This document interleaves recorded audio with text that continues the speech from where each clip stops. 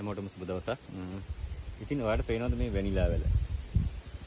මේ වැනිලා වැල තමයි මම මේ වගාව පටන් ගන්න යද්දි හදපු පළවෙනි වැනිලා වැල.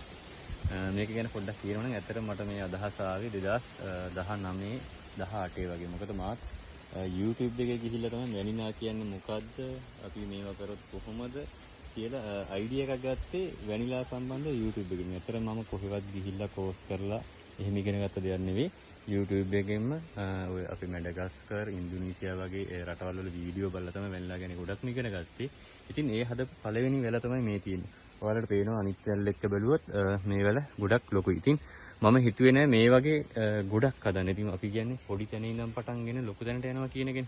ඉතින් මම ටාගට් කරේ මේ වැනිලා වැල හැදුවා. මේ වැනිලා වැල තනියෙන් මෙතන අවුරුදු 1කමාරක් හැදුණා.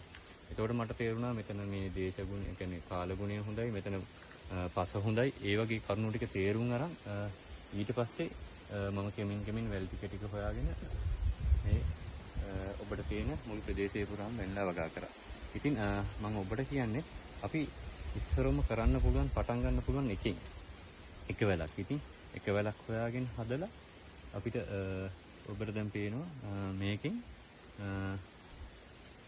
ආදායමක් විතරක් නෙවෙයි, මේ වගේ වගාවක් එක්ක ඉදි දැනෙන සතුට සල්ලි වලට ගන්න පුළුවන් දෙයක් නෙවෙයි. ඉතින් මම කියන්නේ අපි මහ ලොකුට පටන් ගන්න ඕනේ නැහැ. අපි හිතන විදිහ වෙනස් කරලා මුලින් ඉඳන් මම කියන්නේ මේ වැනිලා විතරක් හදන්න කියනව නෙවෙයි. මම මේ channel එක පටන් ගත්තෙත් මේක ගොඩක් බහුලව තියෙන වැනිලා සම්බන්ධව. ඉතින් මම කියන්නේ වැනිලා විතරක් නෙවෙයි. ඉතින් ඔබේ ප්‍රදේශයට ගැලපෙන ඕනම වගාවක් තියෙන්න පුළුවන්. නැත්නම් මේ ලංකාව ගත්තොත් මොන අපි කාලා විසි කරන ඇටයක් විසි කරොත් කොහේ හරි පැලවෙනවා. අපි හදන දේවල් නෙවෙයි ඇත්තටම තියෙන්නේ, අපිට තියෙන්නේ ඉබේ හැදිච්ච අපේ ගෙවල් වල අපි ගත්තොත් පරම්පරාවට හරි ගෙදර හරි අපි ගොඩක් විට හදනවා අඩුයි. අපි කරන්නේ ඔය ගෙදර ඉබේ හැදුනොත් තමයි. ඉතින් මේ වගේ අපි දැන් හිතන්නකෝ ඉස්කෝලේ යන ළමයි ඉන්නවා. දැන් ගත්තොත් නංගිලා මල්ලිලා ඉන්නවනේ.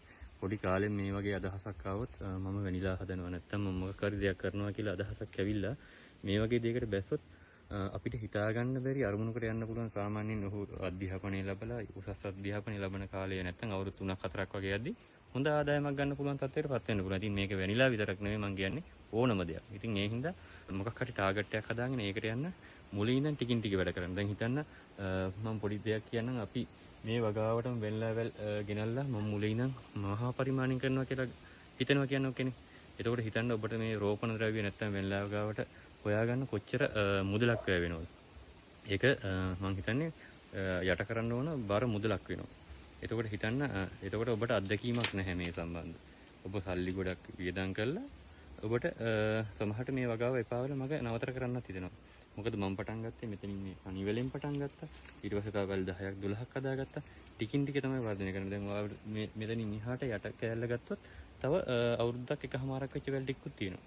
ඉතින් එතකොට අපිට පුළුවන් මොකක් හරි දෙයක් තියෙනවා නම් අපි ගන්න අත්දැකීම් එක මේක ඉහළට වර්ධනය කරන යන්න පුළුවන්. ඉතින් මම මේ දේ කියන්නේ පොඩි කොල්ල කෙල්ලෝ ඉන්නවනම් වැනිලා විතරක් නෙවෙයි ඕනම දෙයකට පොඩි කාලෙම එක ටාගට් එකක් හදාගෙන ටිකෙන් ටික වැඩේ පටන් ගන්න ගොඩ යන්න පුළුවන් අපිට. ඉතින් වර්ධින්නේ නැහැ. ඔයාලට ජය වේවා.